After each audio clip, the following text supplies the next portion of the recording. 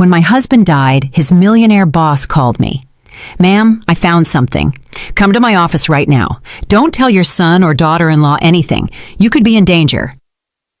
When I arrived, I froze upon seeing who was at the door. "I'm glad to have you here.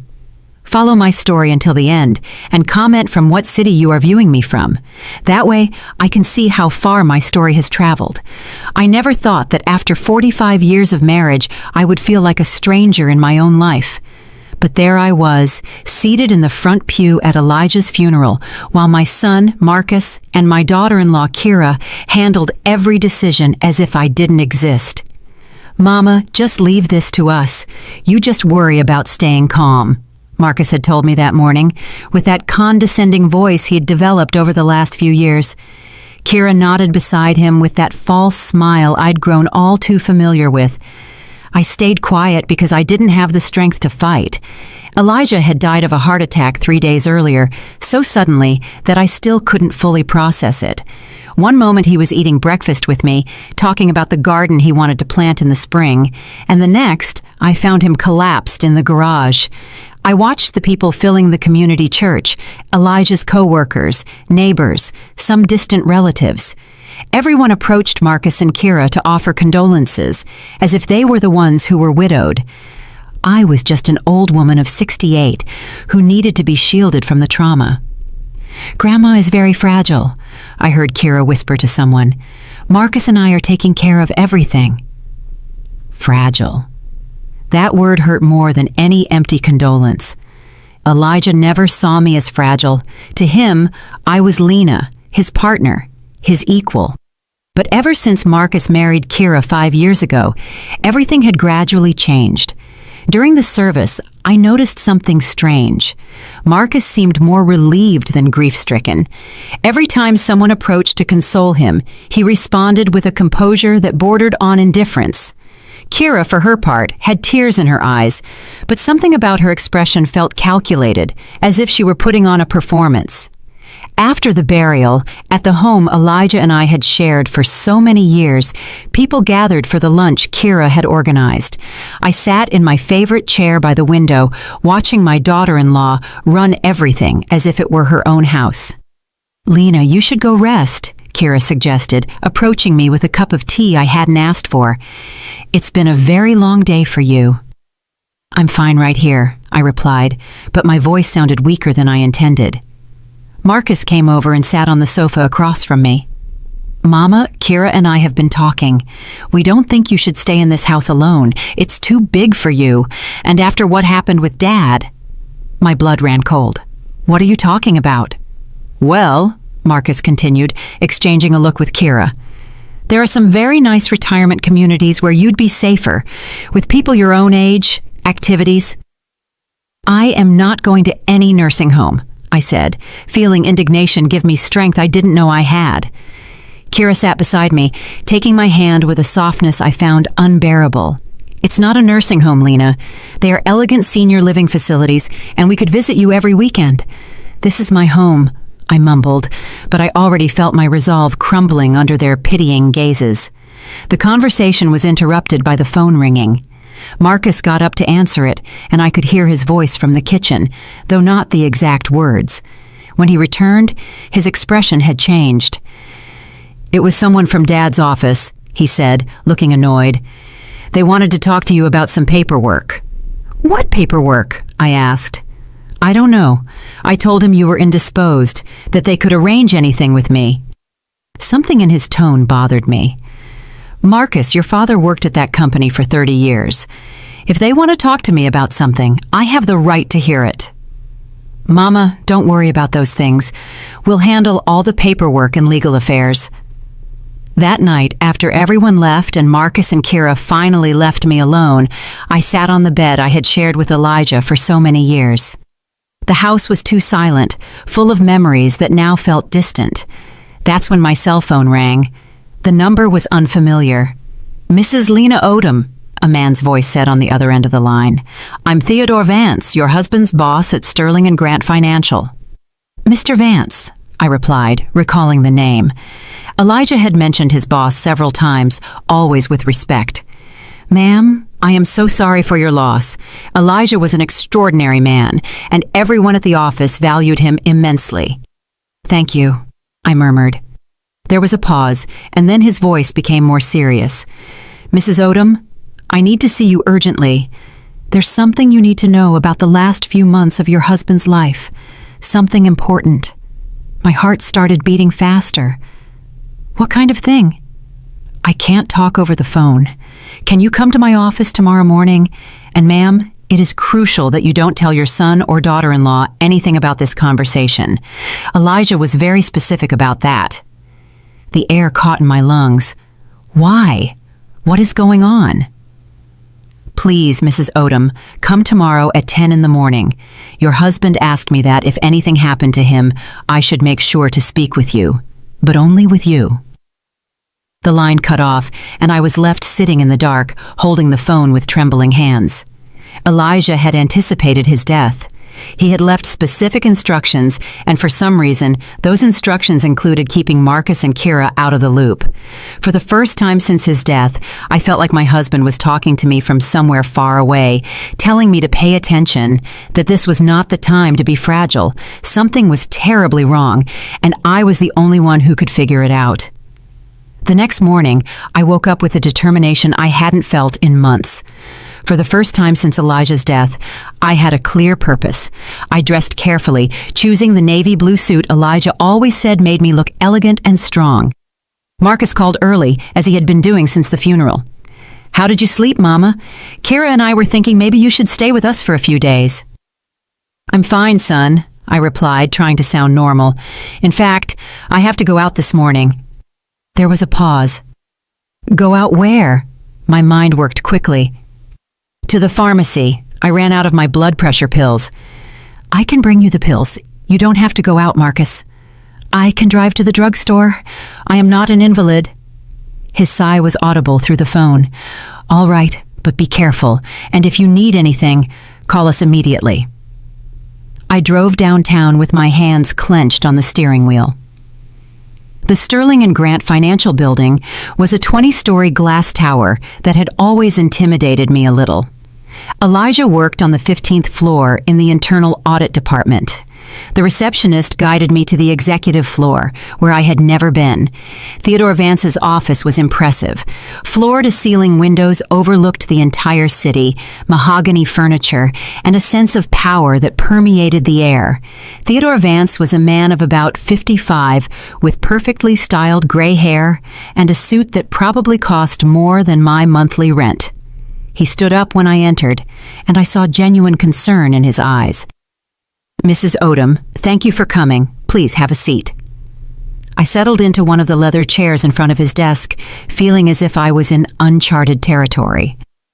First of all, Theo began, I want you to know that your husband was one of our most valuable employees. In 30 years, we never had a single complaint about his work. Thank you, I murmured, although something in his tone told me this was just the preamble. Theo stood up and walked to a file cabinet behind his desk. He took out a thick folder and placed it in front of me. Mrs. Odom, during the last 6 months of his life, Elijah came to see me several times with very specific concerns. He opened the folder, revealing pages and pages of documents, handwritten notes in Elijah's familiar script, and what looked like photographs of other documents. Concerns about what? Theo looked me straight in the eyes. About his family. I felt like the floor had moved beneath my feet. My family? Elijah believed that his son and daughter-in-law were trying to manipulate him into making significant changes to his will and his bank accounts. The words didn't make immediate sense. That is impossible. Marcus would never... Mrs. Odom, he interrupted gently. Did you know that in the last 8 months, Elijah received multiple visits from your son and daughter-in-law, often when you were not home? They repeatedly suggested to him that it would be better for you if he organized things so that if something happened to him, Marcus would have immediate legal power over all financial and medical decisions related to you. I shook my head, but something cold settled in my stomach. That can't be true, I whispered. Theo opened one of the pages and turned it toward me. It was a photocopy of a partially completed legal document. I recognized Elijah's signature at the bottom, but it was crossed out. Elijah brought this to me 3 months ago. He said Marcus had pressured him to sign it, telling him it was best for the family and that it would protect you from having to make difficult decisions if he were gone. I read the first lines of the document. It was a transfer of power of attorney that would have given Marcus total control over all our finances and medical decisions related to me if Elijah died or became incapacitated. But he didn't sign it, I observed. No, and that's what started to worry Elijah. As he told me, when he refused to sign it, Marcus became very upset. He told him he was being selfish, that he wasn't thinking about what would be best for you. My mind began to make connections I didn't want to make. I remembered Marcus and Kira's visits over the last year, how they always seemed to be whispering about something when I entered the room. "There's more," Theo continued, turning to another page. "Elijah also told me that Kira had begun suggesting you were showing signs of confusion, of memory loss." "What?" "Apparently, she had started commenting to both Elijah and Marcus that you were repeating stories, forgetting conversations, that perhaps you needed closer medical supervision." I felt like I had been punched. "I'm not. My memory is perfectly fine." Elijah knew that. That's why he started documenting everything, every conversation, every suggestion, every pressure he felt from them. Theo flipped through several more pages, showing me detailed notes in Elijah's hand, dates, times, transcribed conversations. My husband had been keeping a meticulous record of what now appeared to be a sustained campaign to undermine my confidence and gain control over our lives. "Why didn't he tell me anything?" I asked, feeling tears that I didn't know I had. "He told me he didn't want to worry you until he was sure what was happening. He hoped he was wrong." Just then, a loud knock sounded on the office door. Theo and I turned, and my heart stopped when I saw who entered. Marcus and Kira were standing in the doorway, their expressions a mixture of surprise and something darker. "Mama," Marcus said, and his voice had a tone I had never heard before. "What are you doing here?" Kira stepped forward with that condescending smile I now recognized as a mask. "Lena, we were so worried when we couldn't find you at home. Why didn't you tell us you were coming here?" Theo stood up slowly, and I could see tension in every line of his body. "Mr. Odom, Mrs. Odom, this is a private conversation between your mother and me. I would appreciate it if you would respect that." Kira let out a forced laugh. "With all due respect, Mr. Vance, Lena has been very fragile since Elijah's death.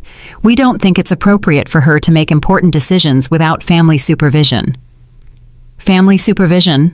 I repeated, feeling the indignation rise in my chest. "I'm 68 years old. I'm not a child." Marcus exchanged a glance with Kira that did not go unnoticed by me. It was the same look they had shared at the funeral, heavy with a meaning I didn't understand. "Of course you're not a child, Mama," Marcus said, but his tone was the same one he would use with a difficult child. "It's just that we want to protect you from people who might take advantage of your grief." I looked at Theo, who had remained silent, watching the exchange with a serious expression. Then I looked at the closed folder on the desk, knowing it contained information that would change everything. "Theo," I said, using his name deliberately, "could you give me a few minutes to talk to my son and daughter-in-law?" He nodded. "Of course. I'll be right outside." Once he left, the air in the room changed completely. Marcus visibly relaxed, as if he had won something important. "Mama, I don't know what that man has been telling you, but you have to understand that people can be very manipulative when money is involved." "Money?" I asked. Kira sat down in the chair next to me. "Lena, honey, we know Elijah had a considerable life insurance policy, and with the house and his savings, there are unscrupulous people who take advantage of widows." Something cold settled in my stomach. "How do you two know about Elijah's life insurance?" Marcus and Kira exchanged another one of those charged glances. "Well," Marcus said, looking uncomfortable for the first time, "Dad mentioned it a few months ago when we were talking about..." about making sure you were taken care of if something happened to him. Funny, I said slowly, because Elijah never mentioned those conversations to me. The silence stretched between us. That's when I heard a sound that brought my world to a complete halt. A cough I would recognize anywhere in the world. The three of us turned toward the door of the private bathroom connected to Theo's office. The door slowly opened, and a figure emerged that made my heart stop and then start pounding so hard I thought it would jump out of my chest. Elijah, my husband, the man I had buried 4 days ago, was standing there, alive, breathing, looking at me with a mixture of love and apology in his eyes. "Hello, Lena," he said softly. I think I screamed. I'm not sure. What I do remember is that the world started spinning around me, and if Elijah hadn't rushed toward me, I would have fallen out of the chair. "What? How?" I mumbled, touching his face with trembling hands to make sure it was real. Behind us, I heard Kira let out a gasp, and Marcus murmur a word I prefer not to repeat. Elijah held me carefully, his familiar hands steadying me as they had for 45 years. "I'm sorry, my love. I'm so sorry to have put you through this. But it was the only way." "The only way to what?" I asked, though a part of me was already beginning to understand. Elijah looked up at Marcus and Kira, and his expression hardened in a way I had never seen before. "The only way to protect you from them." Marcus found his voice first. "This is impossible. You're dead. We saw you. There was a funeral. There's a death certificate." Elijah straightened up, but kept a protective arm around me. There was a falsified death certificate, with the help of a very discreet doctor and a funeral director who owed a few favors. Theo helped me set up everything. "But why?" I whispered. Elijah looked at me tenderly before addressing Marcus and Kira again. "Because I found out what you were planning." Kira turned pale. "I don't know what you're talking about." "No?" Elijah said, walking toward the desk and opening the folder Theo had closed. "Then you don't recognize this?" He pulled out a series of documents and placed them on the desk. Even from where I was sitting, I could see they were copies of emails, text messages, and what appeared to be transcribed recordings. "Mama is starting to show signs of dementia. I think you should consider the possibility of her needing full-time care soon. If Dad signs the documents I prepared for him, we can make sure she has the best possible care when the time comes." Elijah read aloud from the document. My son had gone completely white. Elijah continued reading. Kira agreed, and the sooner the better. The house alone is worth almost $500,000, and that's not counting his retirement savings. I sat down heavily, feeling like I had received a physical blow. They had been planning to declare me incompetent. They had been calculating the value of our house, of our savings. "This is taken out of context," Marcus said desperately. "We were worried about Mama. We just wanted to make sure." "Make sure of what?" Elijah interrupted. "That you could control her life, that you could declare her incompetent and put her in an institution while you sold the house and spent our savings?" Kira stood up abruptly. "This is ridiculous, Elijah. Faking your own death is a crime. There are fake certificates, fraudulent documents."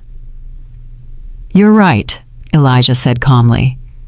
"I am willing to face the consequences, but first, I wanted Lena to know the truth about what you two have been planning." He walked up to me and took my hands. "My love, for the last 8 months, they have been visiting me regularly when you are not here.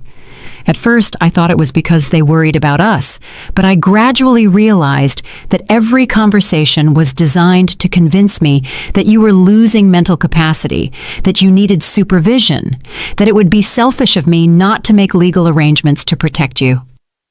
I looked at Marcus, my son, the baby I had carried in my arms, whom I had comforted during nightmares, whom I had loved unconditionally for 35 years. "Is that true?" I asked him. For a moment, I saw something in his eyes that might have been shame, but then it hardened. "Mama, you don't understand the financial pressures we face. Kira and I have debts. Obligations. So it was true, I murmured. Elijah squeezed my hands. When I realized what was happening, I hired a private investigator. We discovered that Marcus has gambling debts of over $150,000, and Kira has been using credit cards in your name without your knowledge. The world wobbled around me once more. Credit cards in my name? 3 different cards, Elijah said softly, with a total debt of over $10,000. Kira finally exploded. This is enough, Elijah. I don't know what kind of sick game you're playing, but this ends now. Lena, let's go. Clearly your husband has lost his mind. But I didn't move. For the first time in months, maybe years, everything made sense. The constant visits, the exaggerated concern for my well-being, the suggestions about my memory, the rush to make me make decisions about my future immediately after the funeral. They hadn't been taking care of me. They had been preparing me to be sacrificed. I am not going anywhere, I finally said. My voice was stronger than it had sounded in a long time. But I think you two should leave. The expression on Marcus's face changed to something I had never seen before. He was no longer my worried son. He was a stranger who had just lost something he had been counting as his. Elijah helped me sit on the office sofa while Theo returned with a bottle of water and a grave expression. Marcus and Kira remained standing near the door, like cornered animals deciding whether to flee or attack. "Lena," Elijah said softly, kneeling in front of me, "there's more you need to know." My mind was still struggling to process that my husband was alive, that he had faked his death, that my son and daughter-in-law had been planning to steal everything from me for months. But something in Elijah's expression told me the worst was yet to come. "More?" I murmured. Theo opened another section of the folder and pulled out what looked like a series of photographs. He placed them on the coffee table in front of us.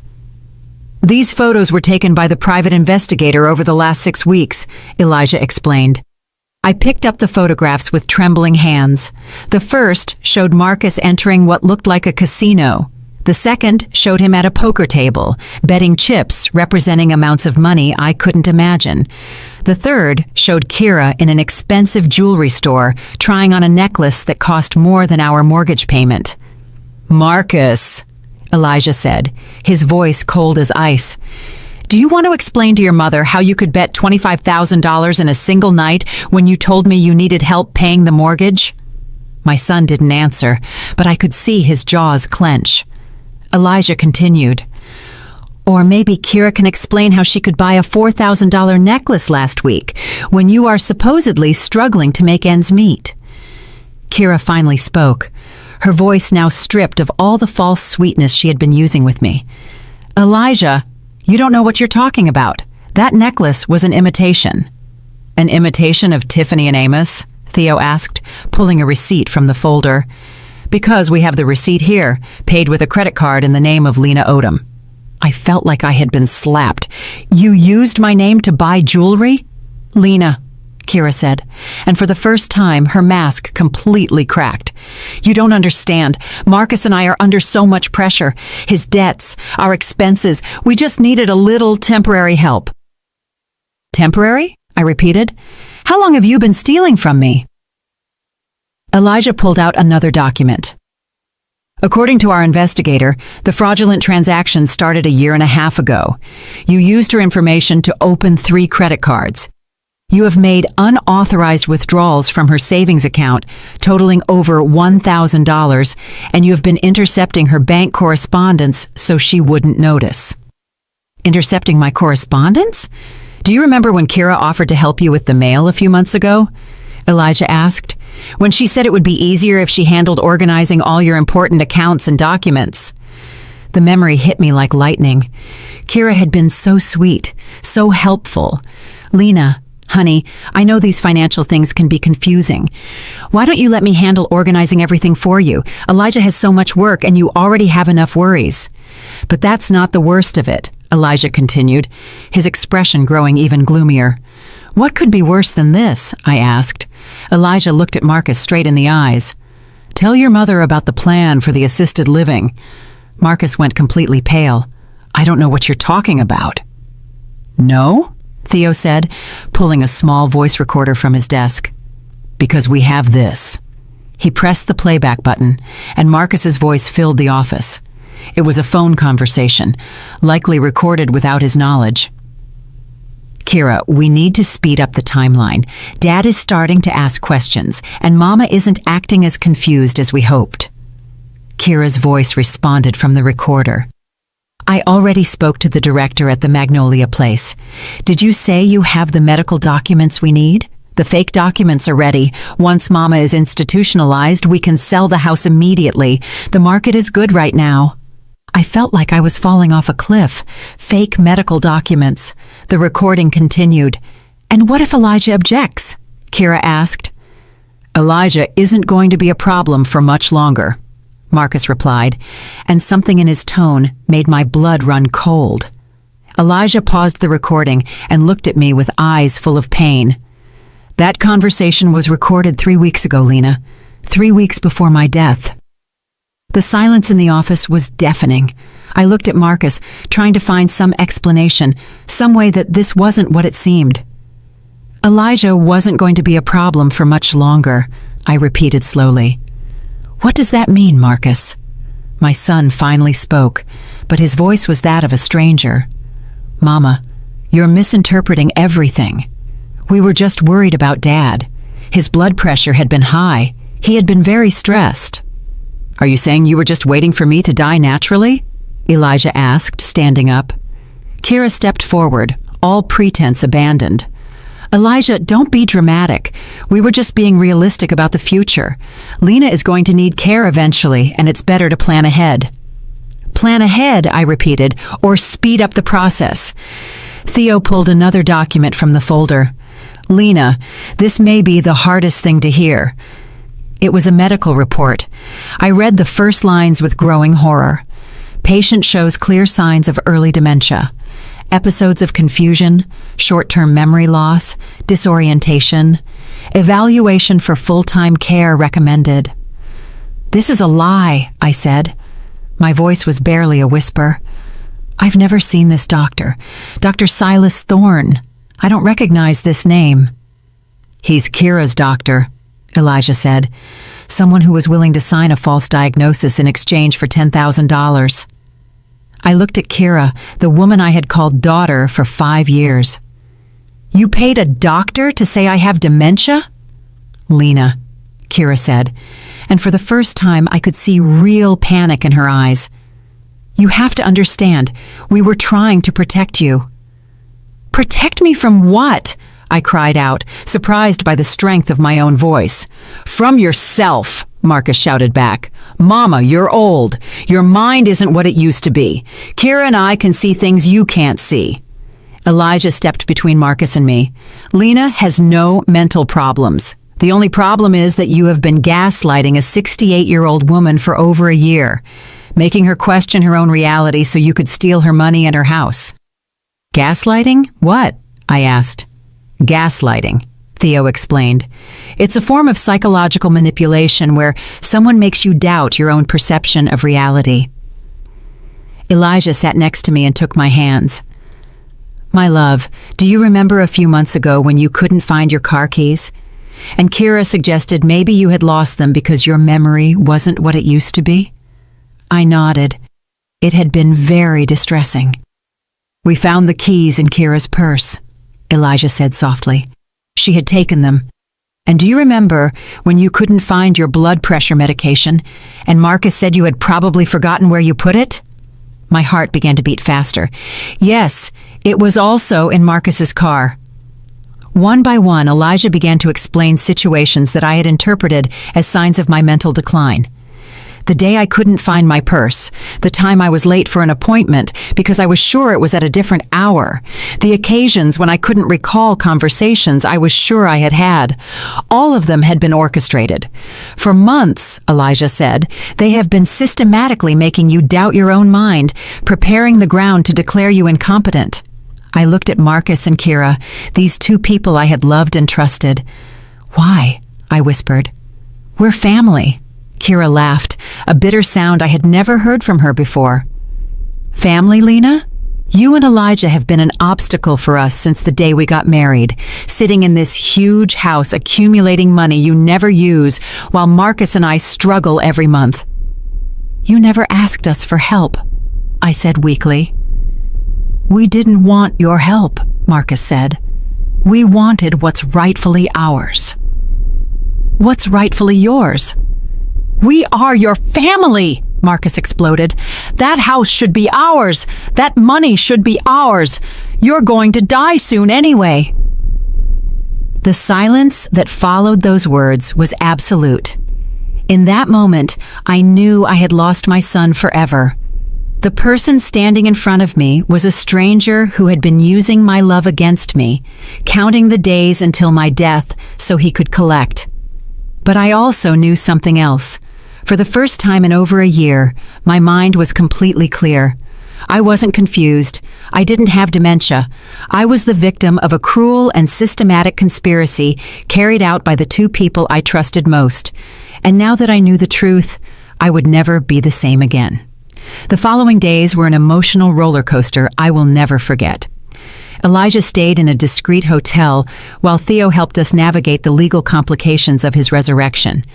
I returned home, but for the first time in months, I didn't feel like a prisoner in my own life. Marcus and Kira had left Theo's office that day in a state of shock and fury. I hadn't heard from them for 48 hours until they appeared at my door on a Wednesday morning. I watched them arrive from the living room window. Marcus walked with that determination I recognized from his childhood when he had done something wrong and was determined to convince me it wasn't his fault. Kira followed him, but something in her posture told me the strategy this time would be different. I opened the door before they could ring the doorbell. "Hello, Mama," Marcus said, and his voice had that carefully controlled quality he used when trying to manage a difficult situation. "Marcus, Kira?" My voice sounded colder than I intended, but I didn't try to soften it. "Can we come in?" Kira asked. "We need to talk." I let them in, but I didn't invite them to sit down. We stood in the living room that had witnessed so many happy family gatherings and now felt like a battlefield. "Mama," Marcus began, "we've been thinking a lot about what happened in the office." "I'm sure you have." Kira took a step forward. "Lena, I think there are a lot of misunderstandings here. Yes, Marcus and I have been concerned about your well-being, but everything we did was with the best intentions." "The best intentions," I repeated, "like using my name to open credit cards?" "Those cards were for emergencies," Marcus said quickly. "Expenses that might arise related to your care, like a $4,000 necklace." Kira sighed. "Okay, I made a mistake, but Lena, you have to understand the pressure we've been under. Marcus's debts, our expenses." "Your debts are not my responsibility," I said, surprised by how easy it was to say those words. Marcus changed tactics. "Mama, Dad is manipulating you. Doesn't it seem strange that he would fake his own death? What kind of man does that?" "The kind of man who is trying to protect his wife from a son who is planning to steal everything from her." "We weren't stealing," Marcus exploded. "That house, that money, it was eventually going to be ours anyway. We were just trying to speed up the process because we needed help." The brutal honesty of that statement left me speechless for a moment. "Marcus," I finally said, "you are telling me that you have been waiting for Elijah and me to die so you could have our money." "That's not how it sounds," Kira intervened desperately. "All families plan for the future. Families do not plan to declare their parents incompetent with false medical diagnoses." Kira turned pale. That was just a precaution in case you truly needed care in the future. A precaution you paid for with $10,000. Marcus ran his hands through his hair, a sign he was losing patience. "Mama, listen to yourself. You've become paranoid. Dad is filling your head with crazy ideas." "Crazy ideas," I repeated, "like the idea that I deserve to live in my own home without anyone trying to declare me crazy. "No one is trying to declare you crazy," Marcus yelled. I walked to the phone and dialed a number I had memorized. "What are you doing?" Kira asked. "Calling Elijah," I replied. "I think he should be here for this conversation." "Mama, no," Marcus said, but it was already too late. Elijah arrived 20 minutes later. He had been expecting my call, probably knowing this moment would come. When he walked in, the tension in the room immediately intensified. "Marcus, Kira," he greeted them in a neutral voice. "Dad," Marcus said, "we need to resolve this as a family." Elijah sat next to me on the sofa, automatically taking my hand. "I'm listening." Kira sat in the chair opposite us, assuming her most vulnerable posture. "Elijah, I know what we did looks bad, but you have to understand that we were desperate." "Explain the desperation," Elijah said. Marcus began to speak quickly, the words rushing out as if he had been rehearsing this speech. "The debts piled up faster than we expected. The casino. I know it was stupid, but I thought I could win money fast, and when that didn't work, we panicked."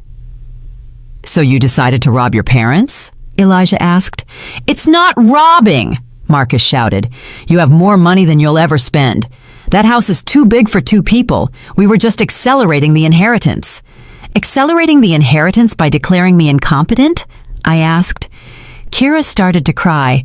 Not real tears, but the kind of calculated crying I had seen her use on other occasions when she wanted to get something. "Lena, we never wanted to hurt you. We just wanted to ensure you were taken care of and that we could pay off our debts. You thought you could manage both by stealing my money and locking me up in an assisted living facility," I said. "It wasn't a nursing home," Marcus said. "The Magnolia Place is a very nice retirement community. You would have been comfortable there." "Against my will." "You would have adapted eventually," Kira murmured. The silence that followed was absolute. I think it was at that moment that even they realized how monstrous what they had been planning sounded. Elijah slowly stood up. "Marcus, I want you to listen very carefully to what I am about to say." My son looked up, and for a moment, I saw a flicker of the child he had been. "Your mother and I have decided that you are no longer a part of our lives," Elijah said in a firm but unemotional voice. "We don't want to see you. We don't want to hear from you. And we definitely don't want you to have access to any of our finances or properties." Marcus jumped to his feet. "You can't do that. I'm your son." "You are my biological son," Elijah corrected, "but you stopped being my family the day you decided our death would be more convenient for you than our life." Kira also stood up, her crying now completely abandoned. "This is ridiculous, Elijah. Lena, you can't cut us off completely. We're family." "No," I said, also standing up. "Family doesn't try to steal. Family doesn't try to make their loved ones doubt their own sanity. Family doesn't count the days until you die to cash in your money." Marcus looked at me with an expression I had never seen before. "You know what, Mama? Maybe you're right. Maybe this is better for everyone. Because I was already tired of pretending that I cared about you when all I really wanted was for you to get out of the way." Those words hit me like a physical slap, but strangely, they also liberated me. All the love, all the guilt, all the hope that there might be some misunderstanding evaporated at that moment. "Leave," I said simply. "Take your things out of my house and leave." "Gladly," Marcus said, "but this doesn't end here. We're going to fight this. We're going to prove that Dad faked his death, that you're not competent to make decisions." Elijah smiled, but it wasn't a kind smile. "Go ahead. And when you do, be sure to explain to the judge why you were planning to declare your mother incompetent with fake medical documents. I'm sure he'll be very interested in hearing about that." Marcus and Kira looked at each other, and I could see the panic growing in their eyes as they realized they had no exit strategy. "This doesn't end here," Marcus muttered, but his voice had lost all conviction. "Yes, it does," I said. "It ends exactly here." I watched them leave, knowing it would probably be the last time I would see my son. I should have felt sadness, but all I felt was a deep, clean relief. For the first time in over a year, I was free. 6 months later, I am sitting on the porch of our new home, watching Elijah plant roses in the garden he had always dreamed of having. We moved to a small town called Redwood Springs, 3 hours away, where no one knows our story and where we can simply be Elijah and Lena, a retired couple enjoying their golden years. The transition was not easy. There were moments, especially during the first few weeks, when I woke up in the pre-dawn hours wondering if we had done the right thing. Cutting off Marcus completely felt like amputating a part of my body, no matter how infected it was. But Elijah constantly reminded me why we had made that decision. "My love," he would say when he found me crying at night, "you cannot save someone who is willing to destroy you." Theo had helped us manage the legal complications. Falsifying the death certificate resulted in some fines and community service for Elijah, but when the evidence of Marcus and Kira's conspiracy was presented, the judge was surprisingly sympathetic. "I've seen many cases of elder financial abuse," he had told us during the hearing, "but rarely one as systematic and cruel as this." Marcus and Kira tried to follow through on their threat to fight legally, but their case quickly fell apart when the district attorney decided to investigate the fraudulent credit cards and the false medical documents. In the end, they were the ones who faced criminal charges, not us. The last I heard of them, Marcus was serving 18 months of probation for financial fraud.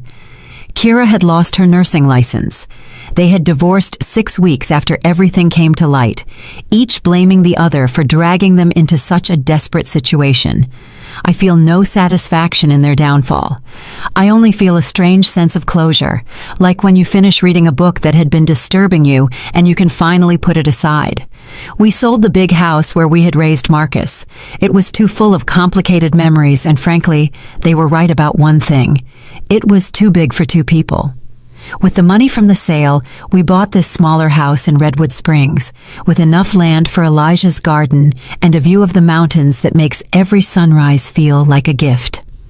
We also paid off all the debts Marcus and Kira had accumulated in our name, not because we owed it to them, but because we wanted to start this new phase of our lives completely clean, without any financial connection to our past. "Do you think Marcus will ever understand what he did?" I ask Elijah one evening as we prepare dinner together. Elijah stops chopping vegetables and looks at me with those wise eyes that made me fall in love with him 46 years ago. "I don't know, my love, but it is no longer our responsibility to teach him. That is the hardest lesson I have learned in these months. For 35 years, I felt responsible for Marcus's happiness and well-being. Even when he became an adult, even when he got married, he was still my baby who needed protection and guidance. But some adults choose paths their parents cannot follow, and sometimes the truest love is knowing when to let them go. We've made new friends here. Brenda and George, the couple next door, invited us to dinner last week. During the conversation, Brenda mentioned that they had cut ties with their son 10 years ago. He was an addict, she explained simply, and every time we tried to help him, he dragged us into his chaos. In the end, we had to choose to save our marriage and our sanity or continue to be victims of his destruction. Was it difficult? I asked. George took Brenda's hand. It was the hardest decision of our lives, but it was also the one that saved us. I hadn't realized until that moment how much I needed to hear that we weren't the only parents who had had to make such an extreme decision. This morning, Elijah brought me coffee in bed, a routine we've developed in our new life. As I took my first sip, I noticed he had left a letter on the nightstand. "What is this?" I asked. "It arrived yesterday. It's from Marcus." My heart stopped for a moment. "Did you read it?" "It's for you." I held the letter for several minutes before opening it. The handwriting was the same I had seen on thousands of Mother's Day cards, but the words were those of a stranger. "Mama," it began. "I know you probably don't want to hear from me, but I need to tell you something. Kira and I divorced. She blamed everything that happened on my gambling debts, but I know the truth is more complicated than that." He went on to explain that he was in therapy, trying to understand how he had reached the point of conspiring against his own parents. The therapist says I have entitlement issues, that I've always felt I deserved things without working for them. It came to the point near the end. I'm not asking for forgiveness because I know I don't deserve it. I just wanted you to know that I understand what I did, and I understand why you had to walk away from me. If you ever want to give me another chance, I'll be working to be the person I should have been all along. When I finished reading, I handed the letter to Elijah. What do you think? I think he sounds like someone who is trying to change, I said honestly. But I also think words are easy. Elijah nodded.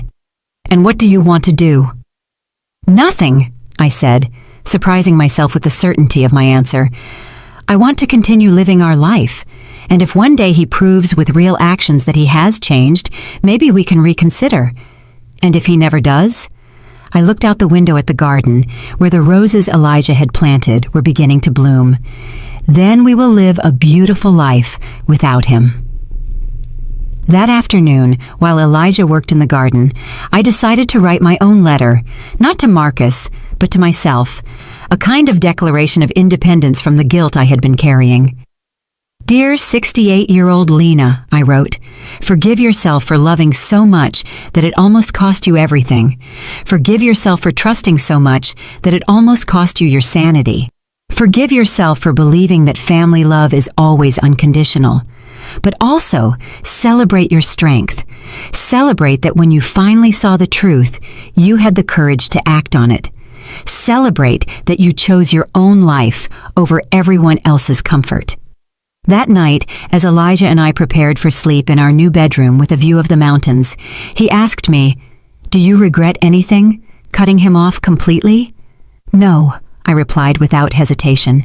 "Not seeing the signs sooner, sometimes." "And me faking my death?" I smiled. "It was dramatic, but effective." Elijah laughed. "Definitely effective." We were silent for a moment, listening to the sounds of the night in our new home. "You know what the strangest thing is?" I said finally. "What?" "I feel younger now than I did when I was 50, as if I had been carrying a weight I didn't even know was there." Elijah took my hand in the darkness. "That's what happens when you stop living for other people and start living for yourself." This morning, I received a call from Brenda, our new neighbor. "Lena," she said, "a group of us are going to the farmer's market on Saturday, and then we thought we'd grab lunch at that new French cafe. Would you like to come?" "I'd love to," I replied without hesitation. A year ago, I would have had to consult with Marcus and Kira, make sure they didn't need anything, consider if it was appropriate for a woman my age to go out with friends. Now, I simply say yes to the things that make me happy. As I write these lines, sitting on my porch with a cup of tea and the sound of Elijah whistling as he waters his roses, I realize that this is the first time in decades that I feel completely free. Free from guilt, free from expectations, free from the need to justify my decisions to people who never had my best interests at heart. Marcus was right about one thing. Elijah and I probably won't live many more years, but the years we have left will be ours, lived on our terms, surrounded by people who love us unconditionally and without hidden agendas. And I discovered that is worth more than any toxic family tie I may have lost in the process. Sometimes the greatest freedom comes from having the courage to walk into the unknown, leaving behind even those you loved most when the love had become indistinguishable from the harm. Tonight, I will sleep soundly for the first time in 2 years, knowing that tomorrow I will wake up to a life that is completely mine. Did you like my story? If you listened till the end, drop a number 1 in the comments. If you enjoyed it, you can support me by liking the video and sending a small tip. I've got lots of other life stories like this on my channel, so make sure to subscribe and check them out. I've added 2 new stories on screen that everyone loves. Thanks for being here. See you in the next one, with love. Be real with me. Did I handle that the right way? And if you were in my shoes, what would you have done? If this story pulled you in, hit follow and subscribe so you don't miss the next one. And if you've got a story of your own, send it in. We'll adapt it and share it with everyone.